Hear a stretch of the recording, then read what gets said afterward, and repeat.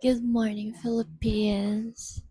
So we are going to church. Today is Sunday. Today is Palm Sunday. Near Moa, dun kami mag-church. Ayan. Shoutout po sa nanay ko. Ma, nasa TV na ako.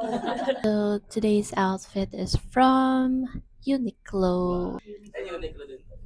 Uniqlo din. Tara, Uniqlo. Baka naman. Mag-book lang kami ng aming transportation. Hello po. Like, very cozy. Let's go.